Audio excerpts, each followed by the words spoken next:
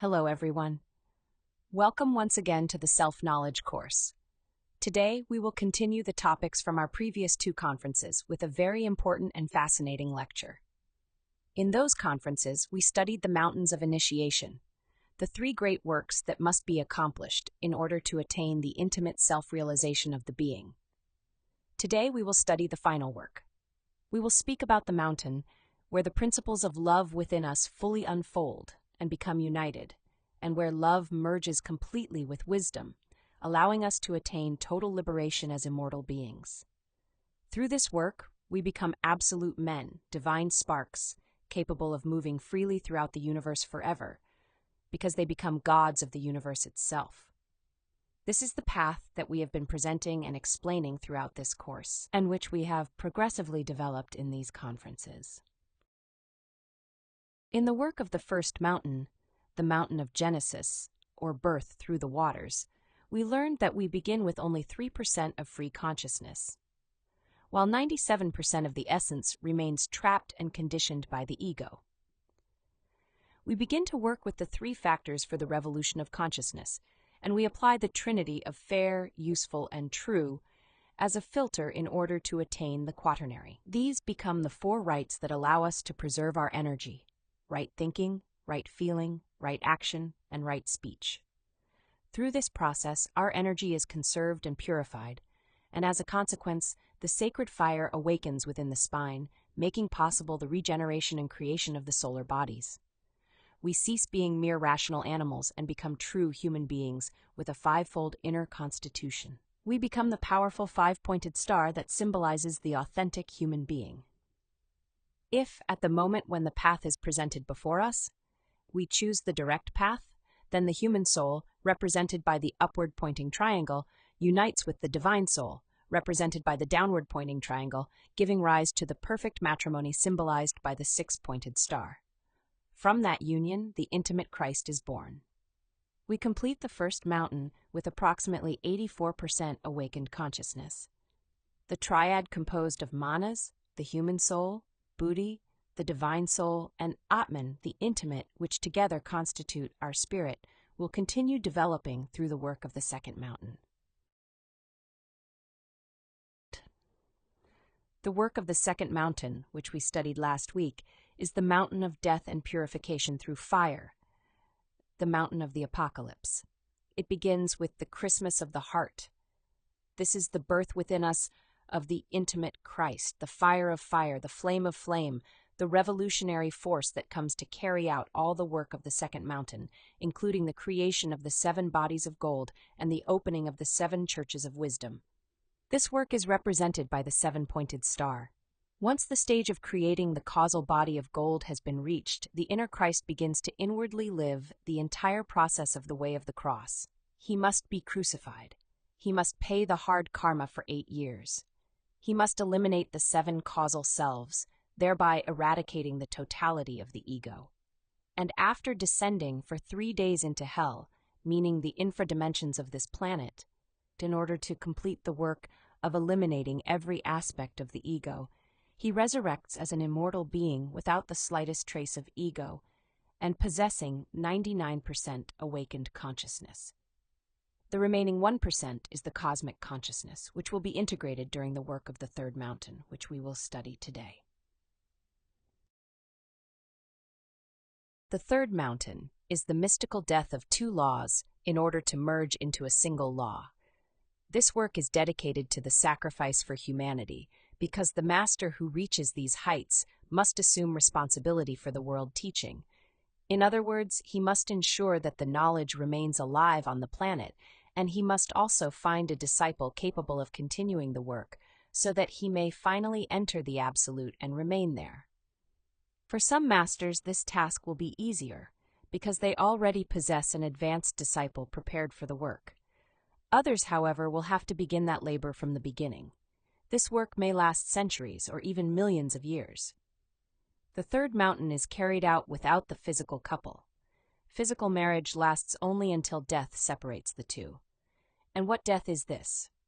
The death of the entire ego, which is accomplished at the completion of the second mountain. At the end of the second mountain, After the death of the causal ego, we remain transformed into serpent men. At that point, we must recover the remaining 1% of consciousness and begin the creation of the bodies of light. The fire serpent, which is the Christ, must unite with the Holy Spirit, thus becoming an Elohim. On this mountain, the Master has already become an androgynous being. This marks the beginning of the third mountain. The bodies of light are created during this mountain with the divine soul. These bodies must be formed so that the Father, who is pure light, may enter the individual. These are known as the initiations of light. At this stage, the initiate is already an initiate of light because the causal ego has died completely.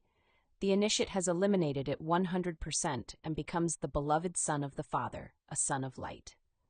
Whoever reaches this total Christification becomes a child of light and love, because he transforms into a universal and cosmic force, fully conscious at all times, yet without losing individuality.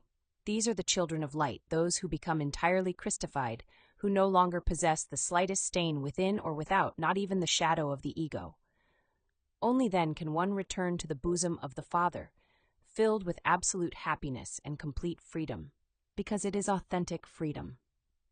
At this stage, immortality is attained, and the being may preserve all of his vehicles without being subject to laws or time. For this reason, Jesus preserves his physical body together with all the existential bodies of the being beyond time itself. His bodies are no longer subject to time and therefore remain eternally youthful, capable of taking whatever form he desires through the power of ubiquity. This is symbolized by the great sepulchre and the great cross crowned with precious living stones, which represent the complete culmination of the third mountain.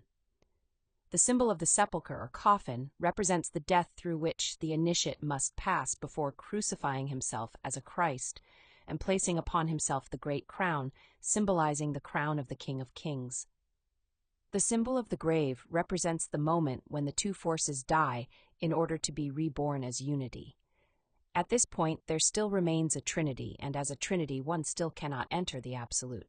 Then, after the Christ merges with the Holy Spirit, two of the three aspects of love or Mother God have become one. The third aspect of the Mother, Lucifer, the psychological trainer, must also merge. The serpent must coil itself in order to form the O of the Spirit, or God the Mother. The Christ conquers the dragon, Lucifer, through every temptation and finally merges with him. Since the Christ has already eliminated the causal ego, Lucifer no longer has anyone left to tempt. Then only God the Mother remains, fully integrated love. However, the force of the Father, wisdom, the cosmic consciousness still remains separate. At that point, the being has become a perfect duality, but as a duality, entry into the absolute is still impossible. One must return as unity. Then, once the creation of the bodies of light is completed, the two laws are absorbed into one law, becoming united with the great law and directly connected to the absolute itself. This is represented in the Aztec symbol of the eagle swallowing the serpent. The eagle symbolizes God the Father, while the serpent biting its own tail symbolizes God the Mother. Both merge together in order to attain unity and total liberation. The absolute cannot truly be described because from it depends all creation and everything that exists. It exists beyond law because it is the great law itself. Everything emerges from the absolute and ultimately returns to it. The monads emerge from the absolute unconscious, and through this work they must return with 100% consciousness, becoming part of the great consciousness and enjoying absolute happiness.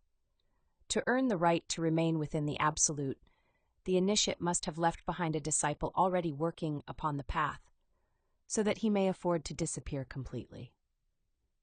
As long as he has not left a disciple, an initiate who has chosen the direct path and is carrying out the revolution of consciousness through the three factors, he cannot remain permanently within the absolute. Instead, he must continue entering and leaving it. And so this concludes today's conference. The masters do not provide further details regarding these mysteries because the disciple must personally discover the triumphs, the payments, and everything that the conscious hierarchies grant in return for such great sacrifices. Here you can observe a synthesis of the three mountains. On the first mountain, we rise from the fallen state through the creation of the physical, vital, astral, mental, and causal solar bodies, thereby attaining a human soul. On the second mountain, the secondary triad, also known as the spirit, is developed. This triad is composed of manas, buddhi, and atman, or in other words, the causal, buddhic, and atmic bodies. These are likewise our human soul, our divine soul, and our Christic principle. On the third mountain, the integration of the primary triad takes place, namely the forces of the Holy Spirit, the Son, and the Father, allowing the being to become an absolute man. These 10 aspects shown here are the same Sephiroth of Kabbalah, the 10 self-conscious parts that constitute our being and that, through inner work, must become fully integrated. In the next conference, we will study a very interesting topic entitled 4 Classes of Hannesmusen. There we will come to understand what a Hannesmusen is, and we will discuss the necessity of ceasing to possess a double center of gravity and of defining ourselves firmly upon this path. Do not miss this important topic.